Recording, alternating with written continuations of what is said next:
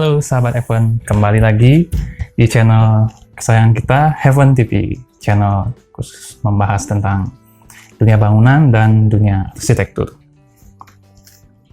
Oke, kali ini kita akan membahas tentang beberapa pertanyaan yang banyak banget masuk ke saya, yaitu ketika Anda mau membangun rumah, akan dihadapkan dengan pilihan apakah Anda memakai jasa kontraktor atau memakai seorang pemborong.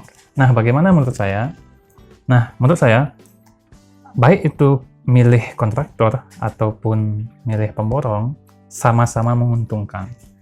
Tidak ada yang jelek, tidak ada yang bagus. Tergantung nih, bagaimana kondisi Anda saat Anda mau membangun rumah. Oke, apa aja kondisi itu, dan bagaimana Anda bisa menentukan Anda harus milih yang mana. Check it out. Yang pertama nih kita bahas bagaimana pilihan memakai seorang pemborong itu bisa membuat Anda untung.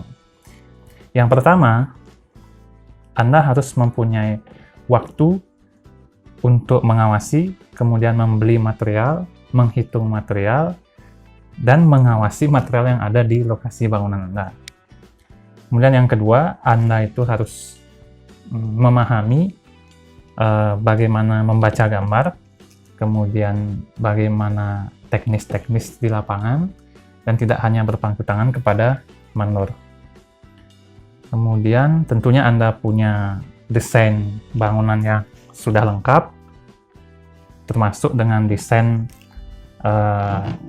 gambar kerja di lapangannya harus sudah lengkap, sehingga kedepannya saat proses pembangunan itu tidak terjadi bongkar pasang dari pekerjaan Anda yang menyebabkan Anda rugi. Kemudian memilih mandor itu atau memilih pemborong itu juga menguntungkan jika Anda bertemu dengan pemborong yang jujur, bertanggung jawab, dan tentu juga tukang-tukangnya itu ahli. Nah, kalau tidak bertemu dengan yang seperti itu, mungkin ada potensi untuk Anda bertemu dengan kerugian.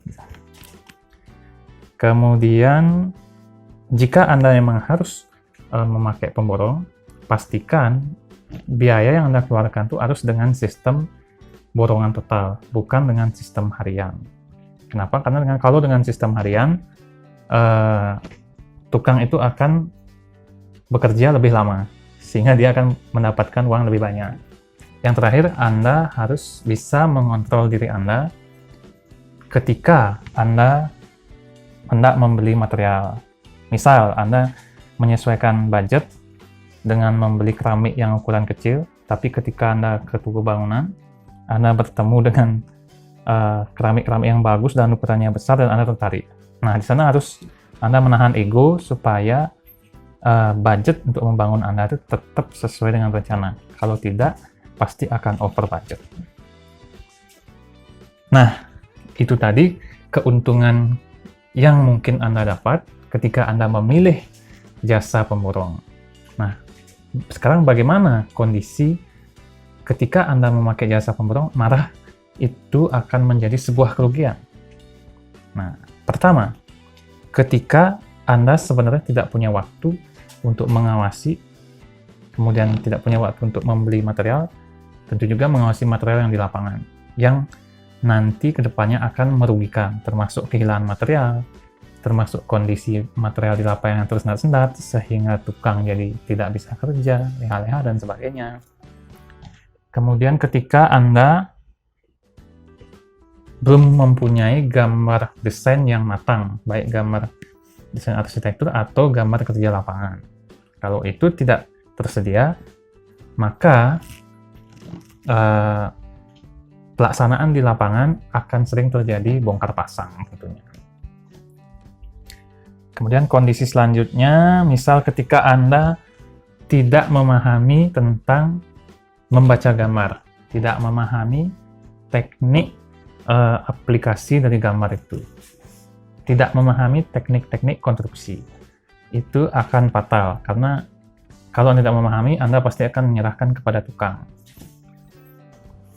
Kemudian yang terakhir yang membuat kondisi menjadi rugi yaitu ketika Anda mendapatkan mandor yang tidak jujur, tidak bertanggung jawab. Kemudian tukang kerjanya tidak bagus. Bahkan ada beberapa kondisi di mana mandornya itu kabur di tengah jalan. Bahaya. Gitu. Nah, itu saja kondisi yang membuat pilihan memilih pemborong bisa menguntungkan dan merugikan. Sekarang bagaimana dengan opsi memilih jasa kontraktor? Tentunya ada kondisi-kondisi yang membuat Anda untung dan membuat Anda rugi juga. Nah, kali ini saya akan memulai membahas kerugian dulu ya. Nah, kerugian Anda jika memakai jasa kontraktor, yang pertama itu nilai untuk membangun rumah Anda itu terkesan tinggi. Saya tekan ya, terkesan tinggi. Padahal sebenarnya di dalamnya itu sudah ada nilai material, nilai tenaga kerjanya, nilai konsultan pengawasnya, nilai desainnya, dan tentunya fee untuk jasa tersebut. Kemudian Anda juga bakal menemukan sebuah kerugian ketika memakai jasa kontraktor yang tidak tepat, seperti mereka yang tidak bertanggung jawab, atau tidak jujur, atau hasil pekerjaannya yang tidak bagus. Nah, kerugian-kerugian ini sebenarnya bisa Anda minimalisir dengan memakai pihak yang lain, yaitu pihak konsultan. Nah, itu aja yang kerugian ketika memakai jasa kontraktor. Sekarang bagaimana keuntungan ketika Anda memakai jasa kontraktor? Oke, ngopi dulu ya.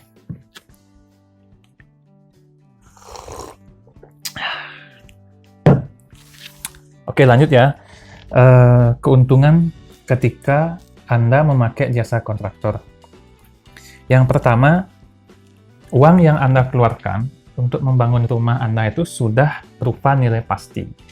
Anda tidak akan ada lagi tambahan-tambahan biaya, kecuali memang Anda ada merubah gambar atau penambahan gambar.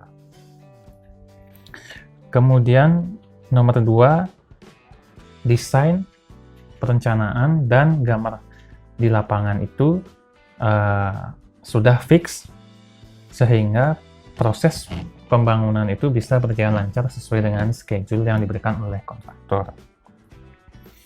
Kemudian Anda juga tidak akan perlu mengawasi secara berkala setiap hari, 2 hari sekali, mungkin Anda hanya perlu waktu seminggu sekali, karena setiap hari Anda akan diberikan report oleh kontraktor Anda.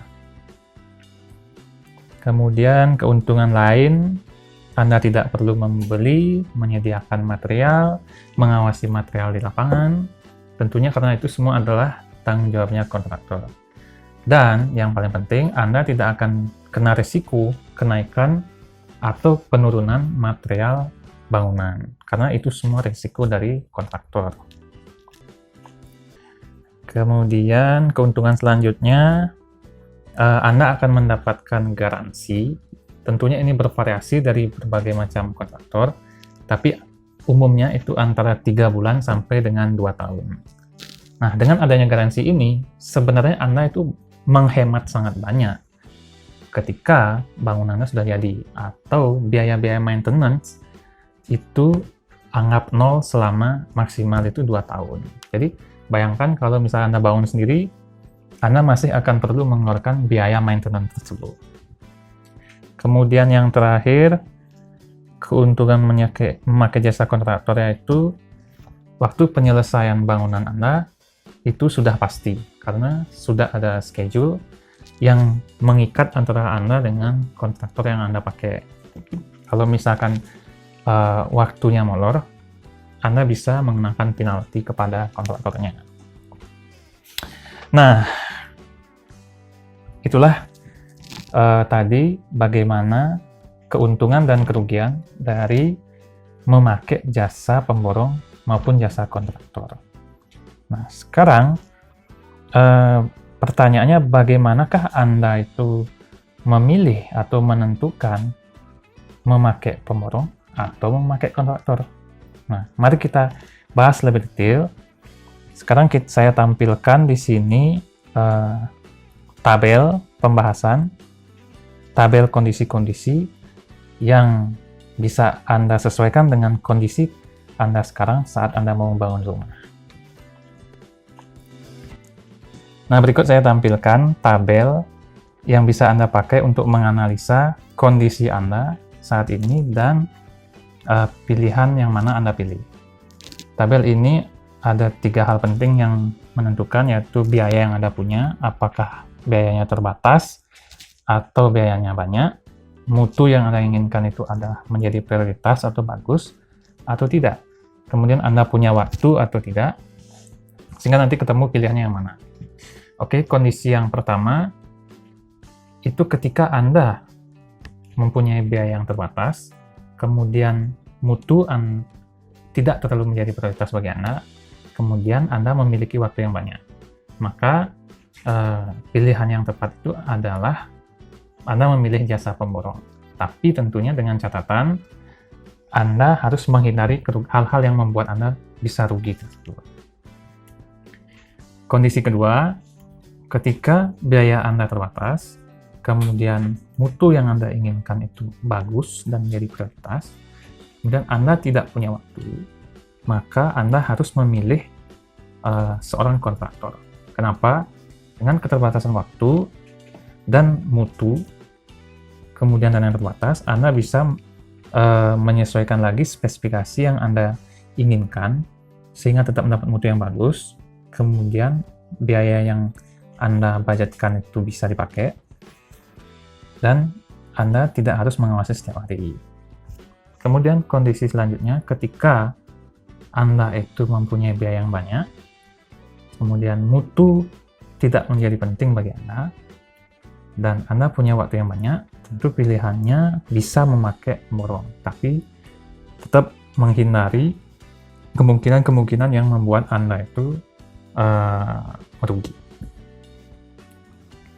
Kondisi nomor 4, yaitu ketika Anda mempunyai banyak biaya, lalu mutu menjadi sebuah prioritas, Anda tidak punya waktu, tentunya pasti Anda harus memilih seorang kontraktor.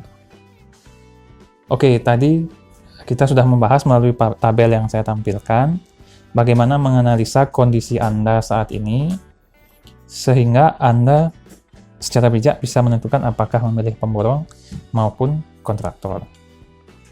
Nah, dari pilihan yang tadi, dari hasil analisa tadi, Anda dalam posisi yang mana? Tentunya Anda sendiri yang tahu. Terima kasih sudah menonton sampai habis. Semoga video ini bisa membantu Anda dalam mengambil keputusan saat Anda akan membangun rumah impian Anda sendiri. Jangan lupa like, komen, dan subscribe channel Heaven TV untuk terus mendapatkan update informasi tentang bangunan dan dunia arsitektur. Terima kasih.